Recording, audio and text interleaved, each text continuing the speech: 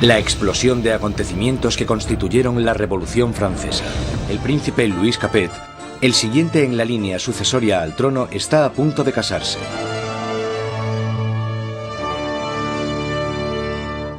En su noche de bodas, con tan solo 15 años, Louis Capet es un chico tímido e indeciso, y posee pocas de las características propias de un futuro rey, y mucho menos de un marido.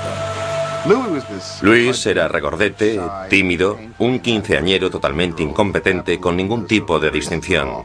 La amante de Luis XVI, Madame Dubarry, le describía como un chico gordo y maleducado. Básicamente, era poca cosa. A Luis XVI le resultaba muy difícil tomar decisiones. Siempre la última persona con la que hablase podía hacerle cambiar de opinión. Estas no son las cualidades que tendría que tener un líder. María Antonieta es archiduquesa de Austria. Es la hija pequeña de la emperatriz María Teresa. Llega a Francia como parte de un acuerdo matrimonial con el que se produce una alteración de las alianzas debido a que por primera vez en la historia Francia y Austria se convierten en aliados más que en enemigos. María Antonieta llega a Francia como un símbolo político, pero como a toda adolescente, no le interesan los asuntos políticos. María Antonieta llega a Versalles siendo muy joven. No sabía mucho del país en el que estaba, no conocía sus costumbres y a la corte. Era una niña fuerte, muy vivaz, pero seguía siendo una niña. Pero más allá de las puertas de palacio, no hay casi ningún motivo de celebración. Años de mala administración por parte de la monarquía han llevado a los franceses a pasar penurias y hambre.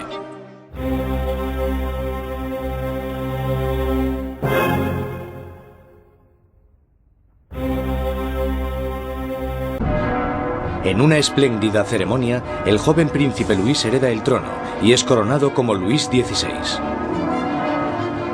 A pesar de la grandeza de su coronación, Luis XVI es totalmente consciente de que no está en absoluto preparado para ejercer de rey. Cuando muere el abuelo de Luis XVI y queda claro quién heredará el trono, él les dice que no sabe qué tiene que hacer, que se siente como si el mundo se le hubiese caído encima. A pesar de haber tenido una educación enfocada a su futuro reinado, no se siente preparado. Con un reino en crisis, Luis XVI es el peor hombre para estar al mando. El rey de 20 años reza: protege, Señor, a aquellos que reinan demasiado jóvenes.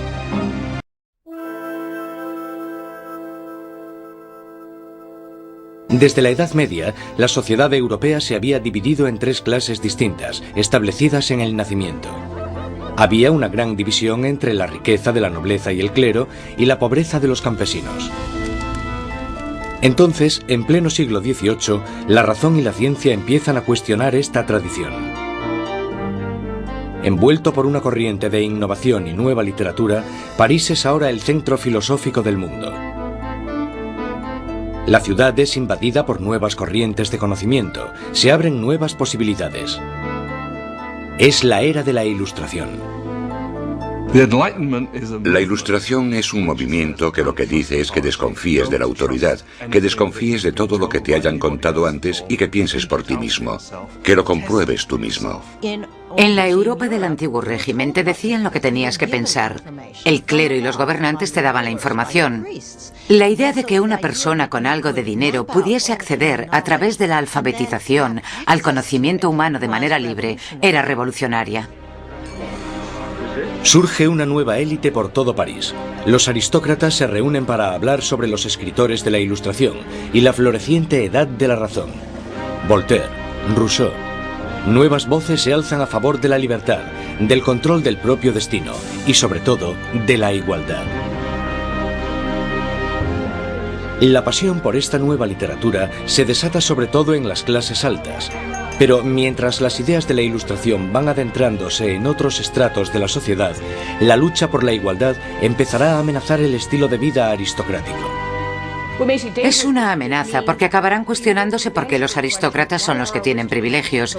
Se preguntan por qué el mundo está dividido de esta manera. ¿No podemos cambiarlo para que sea un mundo mejor? ¿El progreso no es posible? Esto hará que vaya perdiendo fuerza la idea de que la monarquía, la aristocracia y la jerarquía son algo natural. El joven rey Luis quiere vengarse de las derrotas de su abuelo en la guerra y ve su oportunidad en la guerra de la independencia americana. Luis confía a la causa un total de 2.000 millones de libras, lo suficiente para alimentar y dar cobijo a 7 millones de ciudadanos franceses durante un año. La inversión marcará el inicio de un colapso económico en Francia. América lleva a Francia a la bancarrota porque para luchar en esta guerra, los franceses tienen que recaudar una enorme cantidad de dinero. Esto lleva a la monarquía francesa a endeudarse para poder luchar en la guerra de la independencia americana. Y es un elemento crucial en la situación financiera de la monarquía francesa.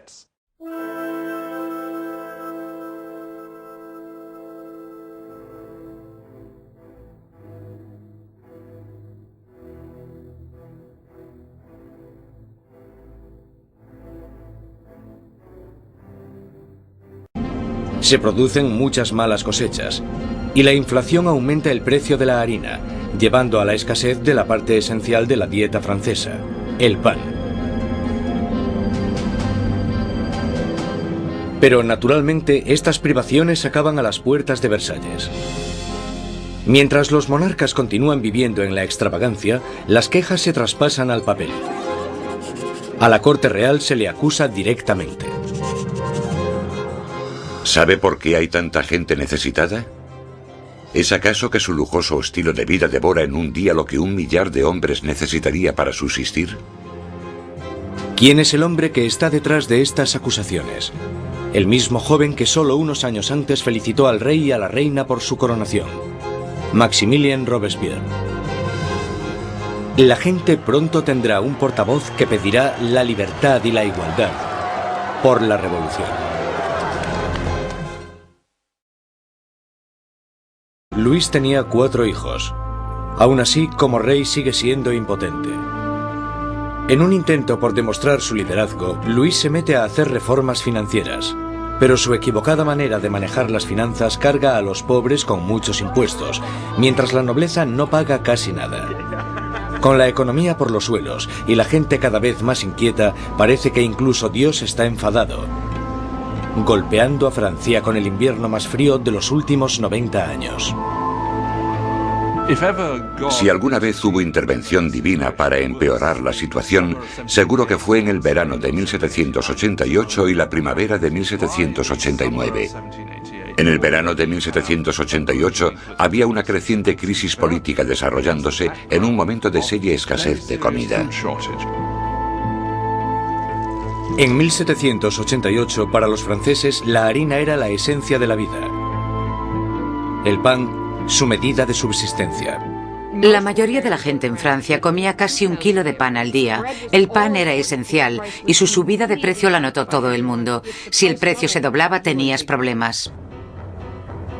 Bajo la mala financiación de Luis XVI, el precio de la harina se disparó. Las escasas provisiones se estaban agotando y el precio de una rebanada de pan pronto igualó al sueldo de un mes. El hambre se convirtió en rabia. Surgen disturbios por toda Francia. Se atacan casas.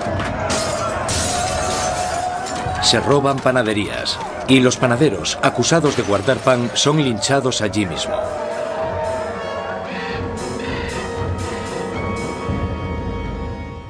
Con la economía destrozada, los bancos fuerzan a Luis XVI a contratar a un ministro de Economía, Jacques Necker. Necker, un pensador progresista, es popular entre la gente de una manera que Luis XVI solo puede envidiar. Durante la primavera del 89, Jacques Necker fue, sin lugar a dudas, el ministro más popular, porque saltó a la luz pública por sus escritos sobre el deber del gobierno de asegurarse de que haya pan y grano suficiente para todos.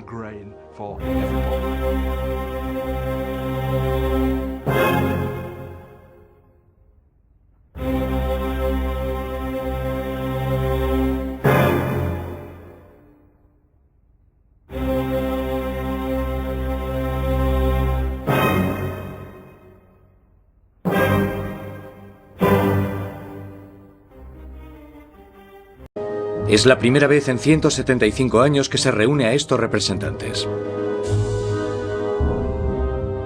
Políticamente, Francia estaba organizada en los llamados tres estados. El primero era el del clero, el segundo el de la nobleza y el tercero el de todos los demás. Y según los cálculos contemporáneos, los primeros dos estados los formaban el 3% de la población y el tercer estado el 97%. Mucha gente pensaba que era muy injusto que este tercer estado, que era la mayoría de la población, tuviese solo un tercio de los diputados. Consideraban injusto que el Parlamento tuviese 3 cámaras y que las 2 cámaras, la de la nobleza y la del clero, pudieran siempre anular la votación de la plebe. 4 de mayo de 1789. Un destacado joven abogado y político llega a Versalles. Maximilien Robespierre viene a presentarse ante los Estados Generales como diputado, para ser la voz que pida justicia para la gente que él representa, el tercer estado. Robespierre era un huérfano provinciano que había destacado académicamente con la obtención de una prestigiosa beca, convirtiéndose en un orador elocuente. Un mojigato en apariencia, pero con las ideas muy claras. Cuando volvió a su casa, al pequeño pueblo de Arras, las ideas de la Ilustración que había absorbido en los salones de París tuvieron a un poderoso defensor porque se convirtió en el abogado de los oprimidos de su pueblo natal. Cuando volvió a Arras y empezó a ejercer de abogado, leyó mucho sobre la Ilustración, y cuando Robespierre ejerció de abogado en Arras, intentó utilizar esas ideas en los casos que él estaba defendiendo. Robespierre y sus compañeros pedían que la nobleza y el clero pagasen sus impuestos. Pero Luis XVI se siente cada vez más amenazado por el creciente radicalismo del tercer estado. Entonces, el 20 de junio, después de 6 semanas de estancamiento, los diputados se dan cuenta de que están siendo silenciados. El 20 de junio, cuando los diputados llegan a la reunión y encuentran las puertas cerradas, sospechan de un complot. Van a la sala, que era lo que nosotros llamamos la sala de juego de pelota, pero que en realidad era un frontón, se reúnen y juran que no dejarán de reunirse hasta que tengan una nueva constitución.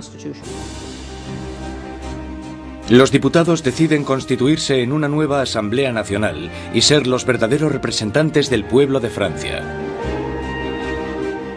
El juramento del juego de pelota es uno de estos grandes y simbólicos momentos de la historia de la Revolución Francesa. Tienes a todas estas personas reunidas en este gran espacio abierto que es la sala de juego, levantando sus brazos en una especie de saludo casi romano, y para esta Asamblea Nacional fue el momento en el que se dan cuenta de su poder y dignidad, y realmente vieron que podían derrocar al rey de Francia. La Asamblea Nacional nace de un revolucionario estado de rebeldía. Será una comunión de voces procedentes de todo el país, un cuerpo parlamentario representando la voluntad de la gente. Pero arrebatarle el poder al rey no será tan fácil como firmar una simple proclamación. Todas estas victorias iniciales que tuvieron lugar en Versalles son la mayoría victorias sobre el papel y ninguna se había llevado a cabo. Cuanto más nos vamos acercando a julio de 1789, más miedo tienen los diputados de Versalles de que el rey esté reuniendo al ejército para derrocarles. A principios de julio, 30.000 soldados toman posiciones en los alrededores de París. Para defenderse, la gente forma una nueva Guardia Nacional. Los revolucionarios asaltan las armerías de París y se van con más de 28.000 mosquetes. Lo único que les falta es la pólvora, y la gente sabe dónde encontrarla. En el centro de París se alza un enorme castillo de piedra, conocido como el símbolo del dominio feudal, la Bastilla. La prisión acoge los almacenes de pólvora de la ciudad y se conoce como la prisión de las torturas y las muertes inexplicables. La Bastilla había sido el gran símbolo del despotismo monárquico, el gran símbolo de los reyes de Francia yendo más allá de los límites de su propio poder. Para los franceses simboliza el horror. En medio de las revueltas se produce un sorprendente escándalo. Luis XVI despide a su ministro de Economía, el apreciado Jacques Necker, por portarse demasiado bien con el pueblo. Horas después de despedir a Necker, llega a París la noticia de que han despedido a su hombre preferido de la corte. No queda más opción que la sublevación. El 14 de julio, multitud de gente se reúne identificándose entre sí con un pequeño emblema. Rojo y azul son los colores de París, separados por el blanco, el color de la Casa de los Borbones. El tricolor ha nacido. De entre la multitud exaltada, una voz grita: ¡A la Bastilla! Con el ataque a la Bastilla, la gente de París está diciendo: no te podrás librar de una nueva Asamblea Nacional. La gente está tomando cartas en el asunto, está cogiendo las armas y diciendo: estamos del lado de la revolución. Cuando el director de la Bastilla, Bernard Delaunay, se entera de que una gran multitud se está aproximando a la prisión, intenta cerrarla. Monta una defensa desesperada, pero los revolucionarios asaltan la fortaleza y arremeten contra los guardas con cuchillos y lanzas. Finalmente, el director Delaunay se rinde, pero la multitud enfurecida le agarra arrastrándole por las calles, le abuchean, le dan patadas y le golpean hasta que grita: «¡Dejadme morir!». La multitud entusiasmada accede con mucho gusto a su petición. Le apuñalan, le disparan y nace una revolucionaria tradición. Su cabeza decapitada desfila por las calles clavada en una lanza. Los diputados de la Asamblea Nacional no condenan inmediatamente este acto de violencia. De hecho, lo aceptan. Y fue esta aceptación de la violencia política lo que, bajo el punto de vista de algunas personas, creó una forma de conducta que tendrá consecuencias catastróficas para el desarrollo de la revolución. Con el humo aún levantándose de la Bastilla, Luis XVI vuelve de su viaje de caza. Debajo de la fecha del 14 de julio de 1879 escribe: «Nada», refiriéndose a su desafortunada caza. Un asesor le interrumpe con las noticias de los disturbios y la caída de la Bastilla. Luis XVI le pregunta: ¿es una revuelta? «No, señor», responde. «Es una revolución».